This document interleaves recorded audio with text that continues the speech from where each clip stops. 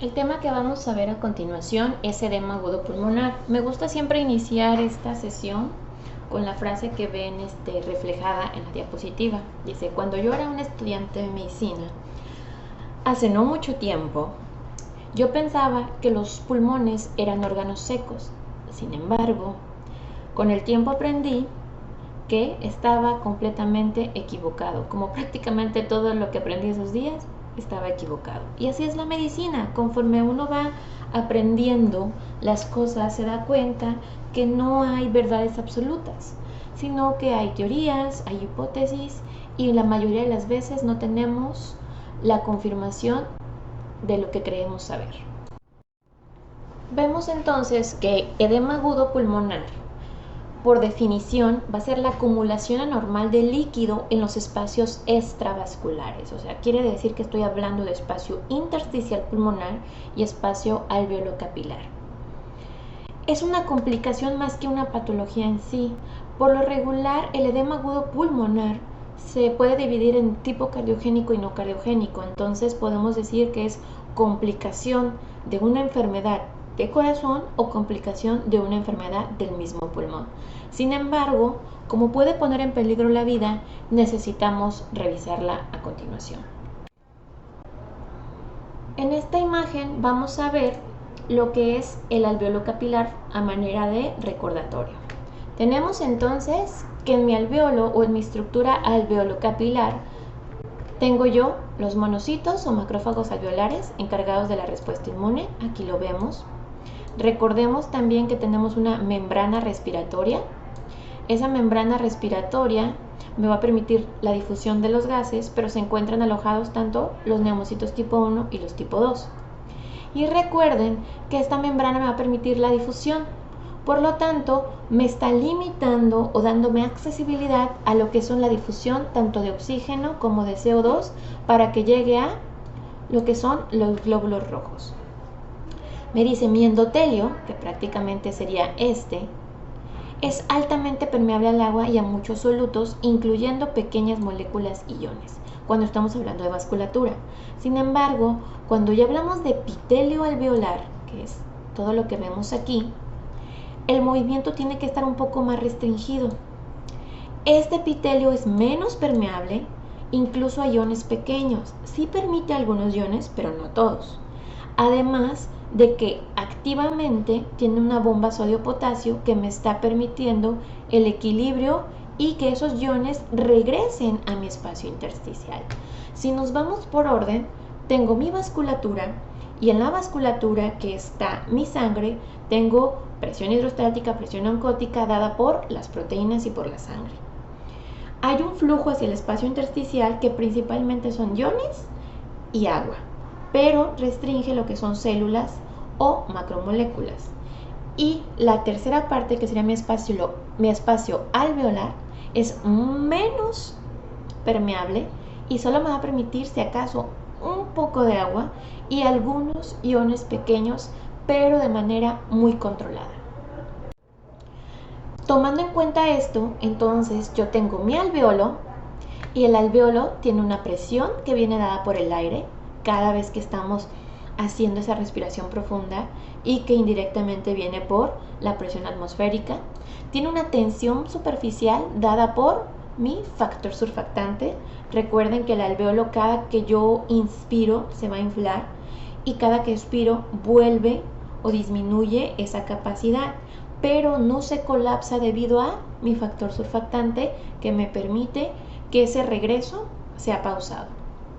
Tengo a su vez entonces mi espacio intersticial, que nos lo ponen aquí en gris, y que tengo también líquido intersticial que viene de la vasculatura, y a su vez tengo el drenaje linfático que en cuestiones de exceso de líquido pues me va a permitir que sea filtrado ese líquido.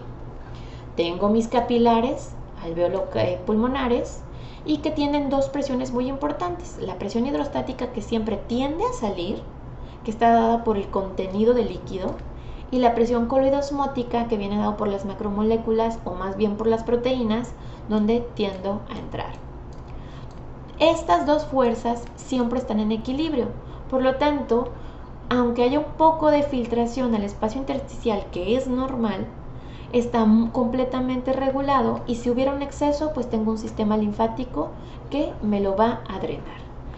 Esto obviamente en condiciones normales. Vamos a ver que en edema agudo pulmonar voy a perder este equilibrio entre la presión hidrostática y la presión coliosmótica, y por lo regular la presión hidrostática va a tener mayor fuerza y el líquido va a tender a salir y acomodarse primeramente en el espacio intersticial, y ya si no es controlado, al espacio alveolar que vemos aquí. Indiscutiblemente, si tengo yo ese líquido en el espacio alveolar, pues voy a tener restringido completamente la difusión importante de los gases, que sería oxígeno. En esta imagen, que es de Boron, nos presenta lo mismo que ya vimos en las diapositivas pasadas. Sin embargo, nos hacen un poquito más claro cuál es el paso de este oxígeno, desde el área alveolar, la capa de agua, las células epiteliales tipo 1, el espacio intersticial de la matriz, la célula endotelial capilar pulmonar y subsecuentemente el objetivo, que sería llegar al eritrocito. Entonces, el oxígeno aparentemente tiene que cruzar todas estas capas, y en cuestiones fisiológicas pues realmente no hay ningún problema, pero en cuestiones patológicas vamos a ver que está completamente alterado. Entonces tomen en cuenta que la estabilidad o la estructura de estas capas van a influir de manera particular en edema agudo pulmonar. Recordemos entonces que esta presión hidrostática y esta presión oncótica se van a regir por la famosísima ley de Frank-Starling, que ustedes conocen este efecto en corazón. Sin embargo, la ley de Frank-Starling también existe cuando estamos hablando de los espacios vasculares. Es nada más recordar que indirectamente lo que es la presión hidrostática tiene una relación con mi presión sanguínea, siempre tiende a querer salir, que lo vemos en las flechas azules que estamos marcando en este momento, mientras que la presión oncótica tiende a entrar, o sea, a absorber ese líquido. ¿Cómo se regulan estas presiones? Aunque tenga una relación directa con la presión sanguínea, siempre depende de la cantidad de líquido y la cantidad de proteínas que yo tenga en ese espacio vascular. Y muy importantemente, esto lo vemos en capilares. No lo vamos a ver ni en venas ni en arterias, porque recuerden que las capas son más gruesas, ya tengo una capa media y una adventicia, mientras que en los capilares solo tengo mi endotelio como tal, que sería esta capa. Aquí vemos ahora sí, pero ya con ejemplos de presiones, como la presión hidrostática siempre tiende a salir y la presión oncótica siempre tiende a entrar. Hablábamos de este espacio intersticial, que lo podríamos estar diciendo que es esto que está en blanco, pero nos falta hablar de ese último factor, que es la circulación linfática. En la segunda diapositiva les decía, si aumentara mucho lo que es la presión hidrostática, lo que va a pasar es que aumenta mucho el líquido a nivel del espacio intersticial, en esta imagen.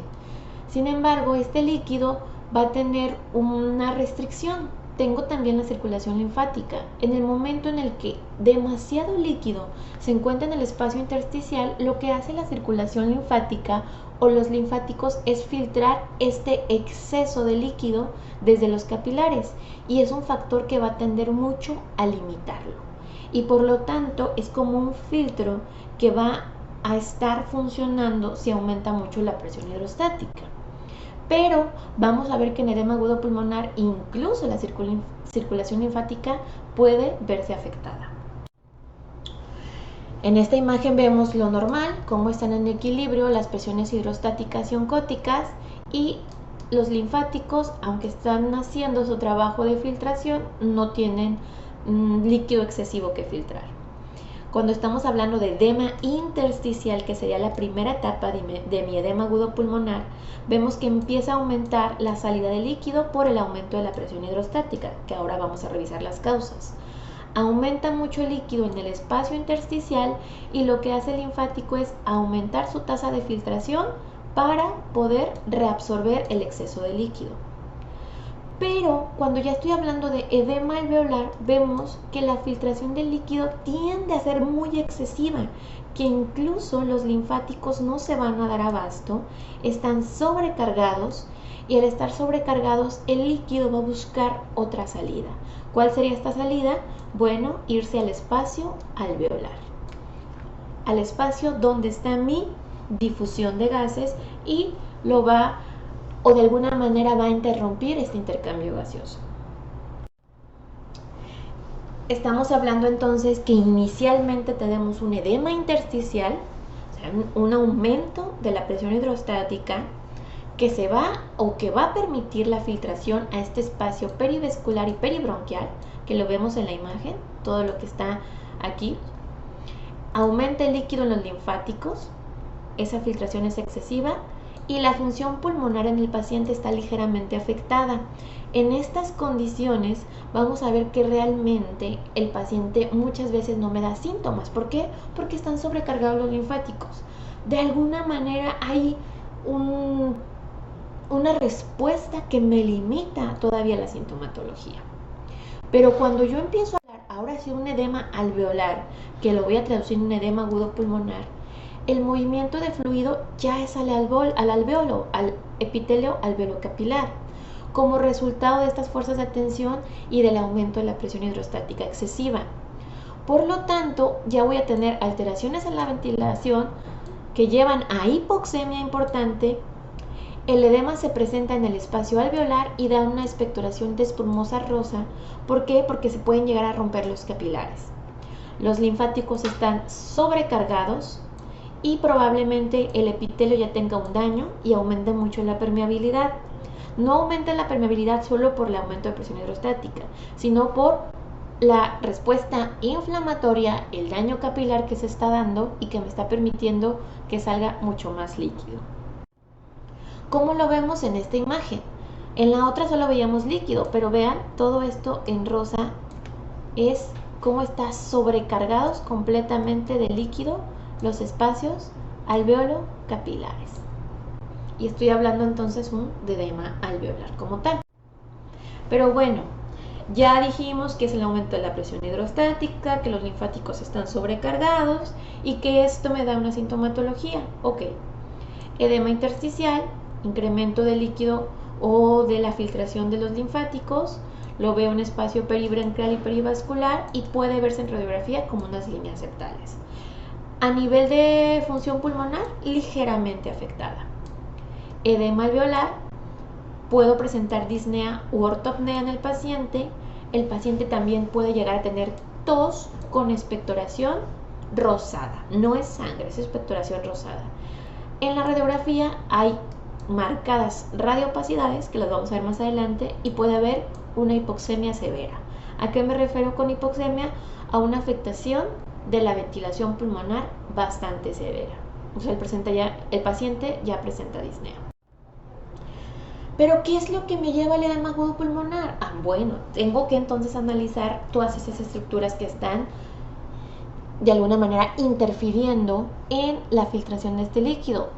Vamos a ver que puede ser por aumento exagerado de la presión hidrostática, aumento de la permeabilidad capilar, disminución en mi drenaje linfático, disminución en lo que es la presión intersticial,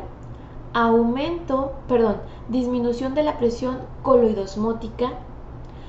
Otras causas un poco menos comunes, que es la vasoconstricción hipóxica pulmonar, y a veces pues no tenemos una certeza en cuanto a la etiología. Cuando estoy hablando de aumento en la presión hidrostática, las causas más comunes son cardiogénicas, infartos, estenosis mitrales, que esto es lo que nos interesa al menos en esta sección, enfermedades venoclusivas o sobrecarga de líquidos. Cuando hablo de aumento en la permeabilidad, vemos que son toxinas, un choque séptico, un síndrome de insuficiencia respiratoria, radiaciones o toxicidad. Disminución del drenaje linfático, veo que es aumento de la presión venosa central o incluso carcinogénesis a nivel linfático. Disminución de la presión coloidosmótica, transfusiones o incluso el paciente puede presentar hipoalbuminemia. Hablaba de esta vasoconstricción hipóxica pulmonar que se da sobre todo en alpinistas, y cuando la etiología no es clara, estamos hablando de causas neurogénicas o incluso uso de sustancias que aumentan mucho la permeabilidad. Vamos entonces revisando cada una de ellas. El aumento en la presión hidrostática capilar mencionaba que por lo regular son causas cardíacas o hablamos del edema agudo pulmonar cardiogénico. Este va a estar dado por el aumento de la presión en aurícula izquierda, aumentando a su vez la presión capilar y venosa pulmonar. Si ustedes recuerdan, cuando estábamos hablando de valvulopatías, sobre todo cuando están afectando lo que es aórtica y mitral, les decía, este aumento de volumen, este aumento de presión va hacia atrás. ¿Qué significa ese hacia atrás? Pues que este aumento de volumen cae en lo que es la vasculatura pulmonar. El volumen aumenta mucho la presión hidrostática y por lo tanto va a un aumento exagerado de presión hidrostática capilar pulmonar. Al aumentar la presión hidrostática capilar pulmonar, crea un disturbio a nivel de equilibrio de Starling y permite que todo este exceso de líquido salga al espacio intersticial. Inicialmente me crea este edema intersticial con sobrecarga de líquido a los linfáticos, pero posteriormente, como la valvulopatía no se ha resuelto, como se sigue mandando hacia atrás o se va a la cronicidad, los linfáticos no se dan abasto y este aumento de líquido llega al espacio alveolocapilar. El resultado, me dice, es un aumento en la permeabilidad con aumento de fluido, de proteína y células a mi espacio alveolar. La condición se conoce como falla de estrés capilar. Cuando la causa es un aumento en la permeabilidad capilar, vemos entonces que las condiciones son más variadas. Puede haber causas desde toxinas inhaladas o sobre todo choques sépticos que causan edema o incluso radiación terapéutica, que en su momento las veremos una por una. A veces no es que aumente la presión hidrostática como tal, sino que el drenaje linfático puede verse reducido y aunque sea poco el líquido el que se está filtrando al espacio intersticial, realmente los capilares no pueden filtrar ese pequeño líquido. Esto ocurre mucho cuando estamos ante un síndrome de distrés respiratorio agudo, una insuficiencia cardíaca o el paciente se encuentra en una sobretransfusión. O hay una obstrucción como tal por el carcinoma ubicado a nivel de los linfáticos o como resultado de una metástasis de un cáncer ubicado en otra área. Muy comúnmente el cáncer de mama hace metástasis a pulmones. ¿Qué va a pasar entonces en mi mecánica pulmonar cuando este líquido inicialmente esté llegando al espacio intersticial y posteriormente vaya a llegar a mi espacio alveolopulmonar?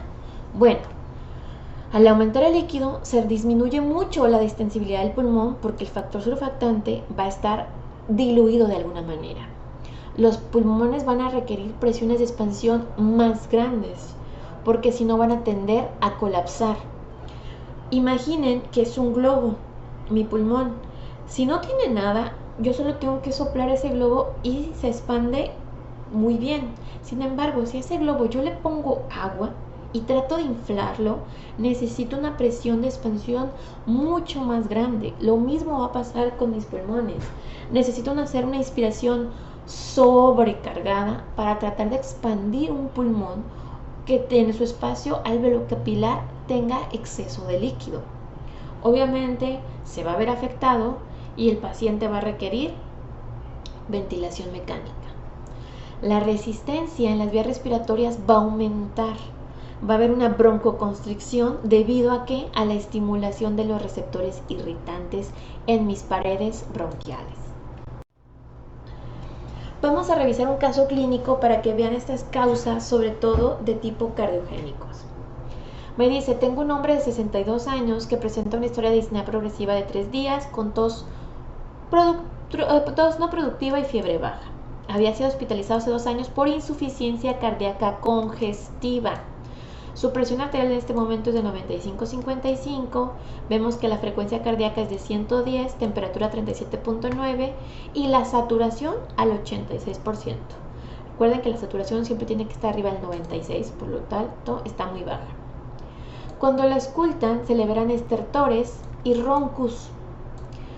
La radiografía muestra infiltrados pulmonares bilaterales compatibles con edema pulmonar y la ampliación de la silueta cardíaca. Entonces, este caso clínico nos está diciendo uno que mi paciente ya está diagnosticado con insuficiencia cardíaca congestiva. La radiografía nos confirma que hay una cardiomegalia, por lo tanto hay una hipertrofia a nivel de ventrículo izquierdo. A su vez nos dice, yo puedo escuchar estertores y roncus que me hablan de esa filtración de líquido al espacio alveolar y lo corroboramos con los infiltrados pulmonares bilaterales. En este caso, la causa que lo llevó al edema agudo pulmonar es por aumento de la presión hidrostática. La insuficiencia cardíaca congestiva condicionó que tengo un pulmón que tiene menor fuerza de contracción, menor fuerza de eyección, se acumula este volumen es mandado hacia atrás al espacio capilar primeramente, el aumento de esta presión hidrostática se filtra al espacio intersticial y posteriormente al espacio alveolo pulmonar. ¿Cuáles son las características de este paciente y las que vemos a consecuencia del edema pulmonar? Pues la disnea, síntoma prominente, como lo decía el paciente, respiración rápida y superficial porque no puedo inflar ese globo, no puedo inflar esos pulmones. El edema leve que puede causarse también, la ortopnea por ese exceso de líquido, disnea paroxística nocturna y la tos, que puede ser frecuente, pero por lo regular tiende a ser seca. Vemos entonces que en el caso de mi paciente yo lo puedo ahora sí poner en edema pulmonar cardiogénico debido a la sobrecarga hidrostática o hemodinámica y que el tratamiento en este caso va más dirigido a los diuréticos o a corregir esa insuficiencia cardíaca.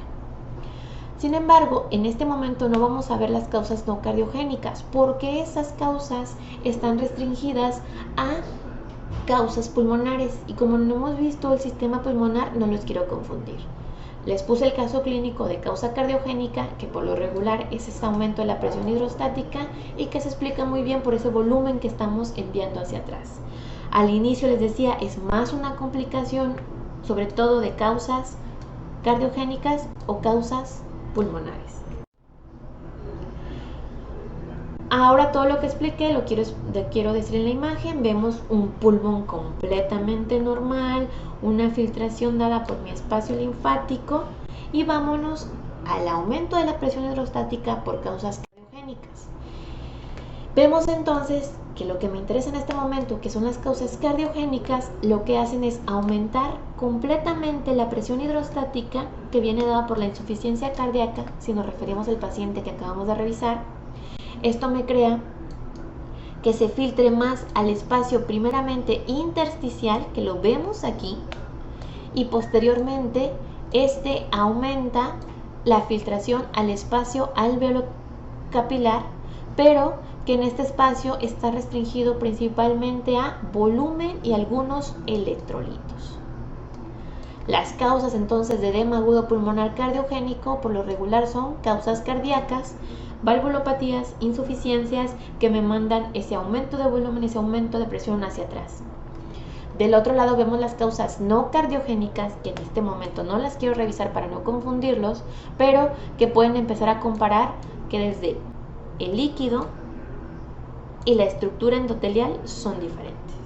Aquí estamos hablando de enfermedades pulmonares, enfermedades cardíacas, que es lo que me interesa en este preciso momento. Aquí les dejo nada más lo común en radiografías. Lo voy a poner en un caso clínico y les voy a poner ejemplos de cómo se ve en radiografía.